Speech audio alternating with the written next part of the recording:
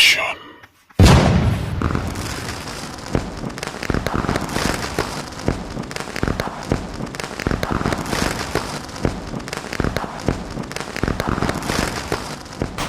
Yes, hello Nyarongo, machiegni kendo ma iluongo ni LTN Luo Trending Angoa, Luo Trending Nation. I believe you people are doing well, and as we are approaching New Year, we wish everyone a happy New Year. Juchiende ma de donjre gi ji malal gi ngimani kata maketh health mar ng'ato kapok ochope e New Year. Maguduto ochike nying Yesu. We believe ni Nyasaye dhi ritowa maber mwadonji e higa manyien. Gisani ni endi kawuono wadwa neno reviews moko matin kanyo no endo. Ji osebedo ka text kanyo about Papa T gi penja kanyo no endo ni omari to Papa T otimore nade, nitie gimoro mwawinjo kaendi about Papa T. Kinyalo neno kanyo no endo, magi kaka messages biro iwinjo. Yes, good morning Mambwana. Yes, kijana wenu hapa Papa T. Sasa nimekuja kuambia like kila kitu nafanywa na upendo na furaha pia, lakini sasa wakati nafanya muziki wangu mtu kunifuatafuata, watu kunifuatafuata na vitu zingine zenye hazifai, hata kama ni challenges, hata kama ni nini, ups and downs zenye ziko, mimi nimeona bora niachane na usanii kabisa. Hakuna mtu mwenye nimekosea, ama hakuna mtu mwenye ananililia, lakini watu ni kukufuatafuata tu, hata kazi yako iwe aje. Hakuna mtu mwenye anaelewa.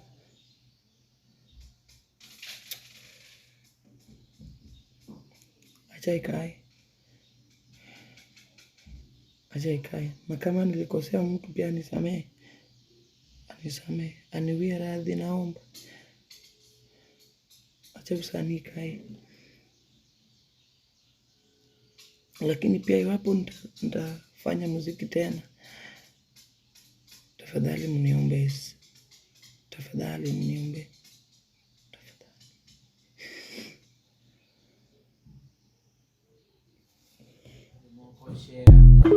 Maybe videos mane kaka ne oywa kanyo no endo. Kane ng'iyo Papa T ne wacho ka endo ni en to koro dwa wingolo. Nikech okongo go erokamano ahinya ne jok mosebedo ka supporte, kasto wacho kacha ne odwa wingolo. But kapok wabiro e Papa T, wadoga ne chien matin maybe gik manyalo miyo Papa nyalo bet kaywak. Aya, kwa donjo e TikTok kaendi, ma TikTok mar Papa T. Hapa ne nyalo nene kanyo no endo kowacho ni I quit music. Aya, koro wabi kaendi. Wabi iluongo ne Mr. Kede. Mr. Kede ni endi osebedo kotimo uchambuzi about music, about joangla, about jok mago thum kamano no endo. Koro wakao clip mari achiel kowacho ni janabi oyawo kitabu maduong' jo muziki somo mos.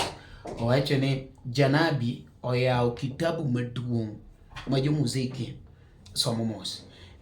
Owacho ni Prince Inda mani kachacha endo. Okay, kikalongo mang'eny. We akit ni Mr. Kede mondi winji kako wacho kanyo no endo. Inyalo manye iluongo ni Mr. Kede 037.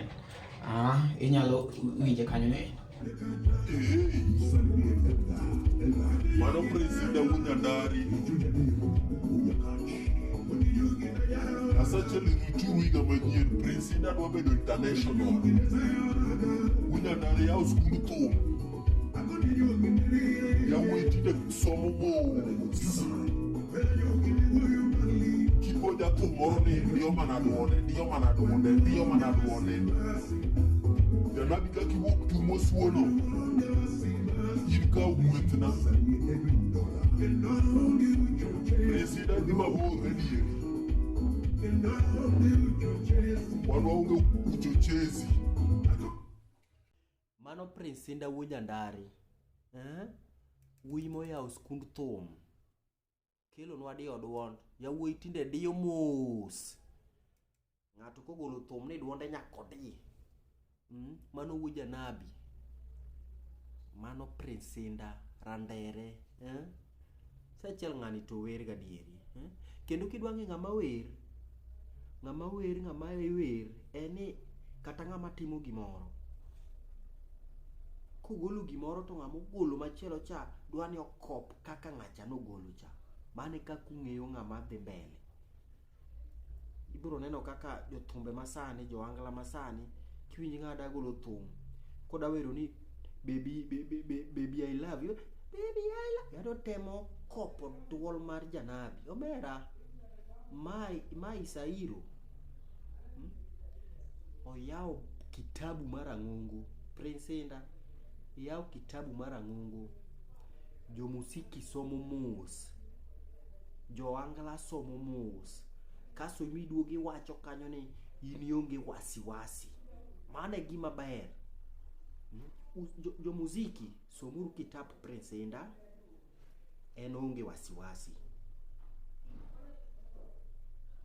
Janabi onge wasiwasi.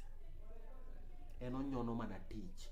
Rituru chako gol album machielo, chako som kitabu, udhie studio, uwer. Mano Janabi Presinda mwenyewe. Yaw buk mara ng'ongo siepna. Wegi gisom mos. Janabi. Wejoge som kitabu mo. Janabi. Mano iluongo ne Mr. Kede.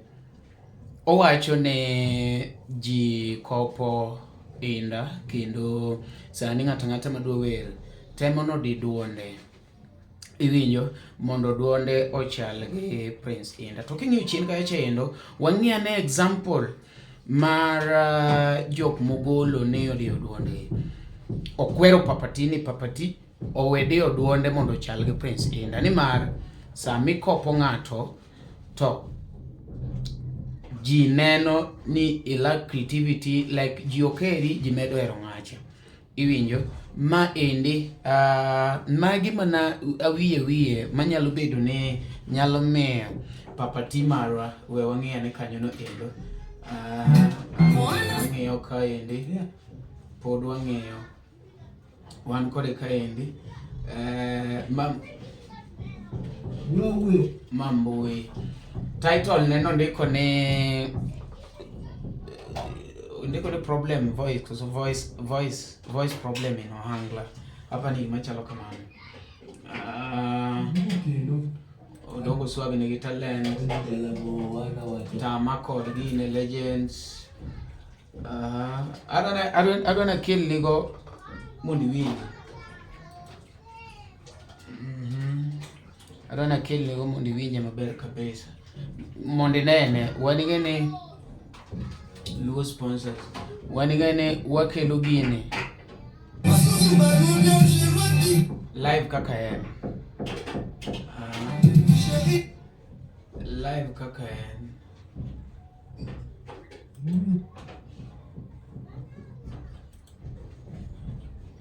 Presinda Grupedo.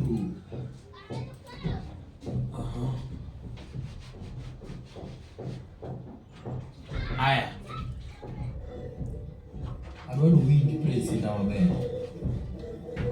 Mano Presinda. Maondik ne voice problem in Ohangla. Voice problem in Ohangla. Jok mochiwo example voice problem ni en papati. Matemo duoko kaluwore gi mono ji penjo ni mari papati we Thum ang'o timo papati gik moko machalo kamano. Owacho ni nitie joma lowe. So wan watimo analysis kaka LTN Luo Trending Nation. Wawinja ni gima Mr. Kede wacho kanyo no. adwa ni winj Prince Inda maber. Mano Prince Inda Wuod Nyandare. Prince Inda Wuod Nyandare emano biro gi duol midiyo ni Ohangla. But kata kodiye to odiye mana matin nikech kata kiseromo gi Prince Inda kata miwuoyo gi Prince Inda ibiro ka duonde en mana mano. Duonde en mana mano kendo Prince Inda diye nikech studio nitie ga gi rules gi, nitie kaka inyalo diyo duondi be. Koro upcoming artist masani jo Ohangla mabiro gimbe ti gidiyo duondegi, yani ng'ato diyo duonde mondo wer kaka Prince Inda wer. Even the producers ma produce thumbegi we diyo kone artist mi produce ne thum ni owe diyo duonde machalo gi duond ng'ato. Ok onyal hit, you can never hit. Ma duond ng'atni, duol mar kaka no ywak no. Nikech sama idiyo duondi machal gi Prince Inda, to Prince Inda te emano chako diyo duol kendo duonde wuok mamit e thum. Wadhi ng'e ni copy paste. Duol ok onego bed ni kopo machal gi duol ng'ama chielo. Kich duol ok chalre ga. Duol ka chalre to tin kabisa. Duond ok chalre. Ibodo ko duondo situkale upogore gi duondo ogina koko, duondo ogina koko upogore go duond kolela mazi. Jo Ohangla machon ne wero ga duondgi Osoko Winyo, Uma Basement, Tony Nyadundo, joka nigi duondgi. Lakini koro Ohangla sani step mo Ohangla nitie ji te dwa ni odi duondgi. Wera duondi to ng'eno ka Odongo Swag nyocho biro ka wero duonde to ji okawe gi kaka nikech en original. Owero kamano. Aya e Barikiwa studio ji te wero ga duonde. Musa Jakadala nigi duonde, Oyeli Toto nigi duonde, Prince Inda nigi duonde. Koro biro ka jok ma sani gidiyo duonde nikech gino Prince Inda o take over gi duonde. For example, ng'ato kaka my friend machalo kaka Papati. Gitumoro ne Papati gitu jadi kiera gadira tiyo de kona ma. Jadi kiera yani kiwinjo thum chat otemo diyo, yani otemo chuno diyo duonde cha. Papati wer duondi mondo mi hitangeni gi wap ma fans magi kendo bro yanyande, lakini anatemo kuna gima dhi mbele. Aya machielo entie a very young man mabe is very talented, iluongo ni Uncle Eddie Wuod Migori. Be temo diyo duol cha. Jogi kiromo kodgi macha is not their original voice. Kiwuoyo kodgi koro kiwuoyo kodgi aching, kiromo kodgi aching. Lakini Prince Inda kiwuoyo aching tiwiro ni duol cha odiye, lakini duol cha dwa resemble duonde kabisa. Koro wek kopo duond ng'ato mondo item loso go thum.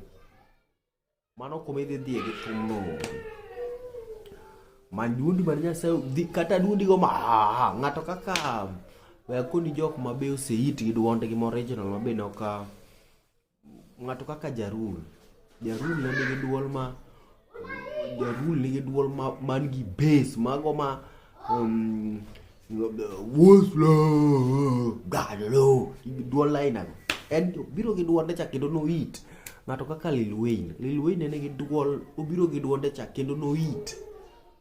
Koro biro do ka for example Lil Wayne ng'ato ne kao nobdhi gi stand niluongo ni Young Thug nodhi kanyo no hit a very few years to dhi to market ok inyal hit gi kikao duond ng'ato. Koro jo Anglo masani man duondi wergo, fans will pick you with your originality.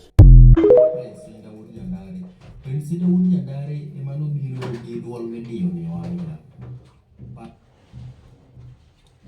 Iwinjo maber kae chendo owacho ne Prince Inda Wuod Nyandare emano biro gi duol midiyo e Ohangla. Sane joma ng'eny diye kendo kopimo joma diye opimo mana example ariyo kende kanyo kendo mowacho ni Uncle Eddie Wuod Migori temo diye mondo bed kaka Prince Inda. Ochako chiwo example gi Papati mo kwero ne papati wedio duondi. Magi endi nyalo bedo some of the reasons ma maybe omiyo papa wacho ne odwa quit. Pok wamanye in person, natemo reach out kacha endo to simbe ne pod ok go through. Ma iluongo ni Mr. Kede, like watemo mana chiwo review kacha endo. Nimar Mr. Kede wacho kacha ne Prince Inda to ema sani ji mang'eny kopo kaka niwinjo kowacho kanyo no endo. Ema sani ji kopo kacha endo to nochiwo example ge papati to kod Uncle Eddie. Mr. Kede pod dhi mbele kacha kawacho ni gik momiyo Prince Inda pod biro why Prince Inda will stand man of the moment for long time. Ang'o momiyo Prince Inda biro bedo kochung' malo ndalo mang'eny. Ang'o momiyo Prince Inda biro bedo kochung' malo ndalo mang'eny. Kapok wang'eyo mano, wawinjane kaka ne papati owacho kanyo no endo, nikech bang' video ni endi ema papati bende owuok e mbui kacha endo kowacho ni o quit music. Gin ka endi ok wachandre ni wadhi manyo kumoro. We just switch to papati's profile which is here.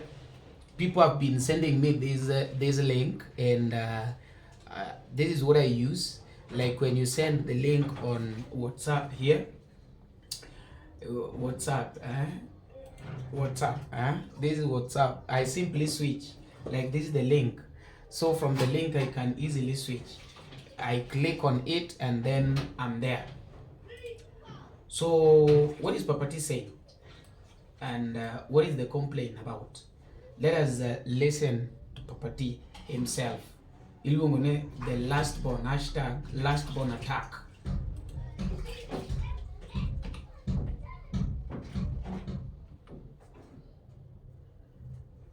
Last born attack. It's loading. Last born attack is loading.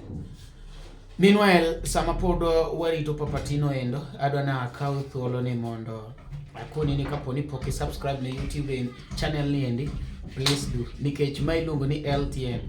Kai mibo yude, moke yudo ka, akono ga ji pile pile ni koki yude ka, to mano pok ubeti. Meanwhile, inyalo medo konwa maybe some of the things that you want us to change. Because we know that we are not perfect and there are several things mapoda we are working on. Something like network, akani samoro tima network chapo matin kaka sani nenoka podo load. Wadwa ne LTN kuro ochop kuma kwa dio ne to biro. Yeah. But sani pod wa develop pole pole.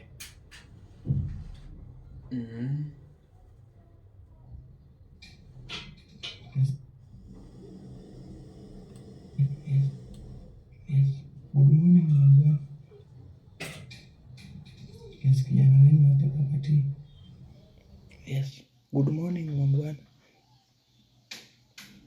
Yes, kijana wenu hapa Papati. Sasa nimekuja kuambia like kila kitu nafanywa na upendo na furaha pia, lakini sasa wakati nafanya muziki wangu mtu kunifuatafuata, watu kunifuatafuata na vitu zingine zinazifai, hata kama ni challenges, hata kama ni nini, ups and downs zenye ziko, mimi nimeona bora niachane na usanii kabisa. Hakuna mtu mwenye nimekosea ama hakuna mtu mwenye ananililia, lakini watu ni kukufuatafuata tu, hata kazi yako iwe aje. Hakuna mtu mwenye anaelewa.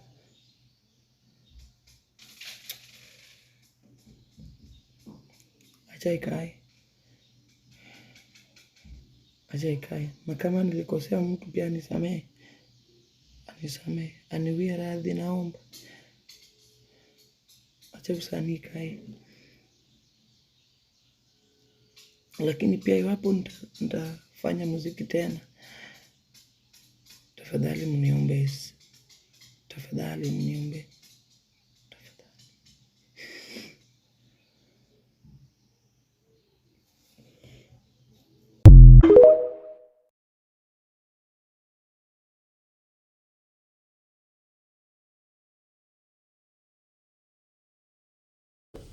Apani iwinjo kaka papa wuoyo noendo.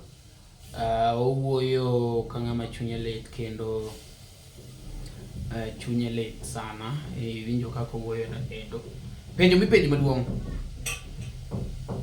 Mano be the reason mademe okwit music koso nitiere gik moko mang'eny ma imbe nyalo suggest no kanyo no endo. Inyalo konwa wacho ni I quit music. Question. Gik ma iwache mbui machalo kaka okopo Prince Indah. Debed reason momiyo owe Thum koso nitie reasons moko. On the other side nitie jok moko mono ndiko na kaya chendo ni mari ng'eyo. I believe nigini ni chieno kubuneno nying ng'ato. Mari ng'eyo like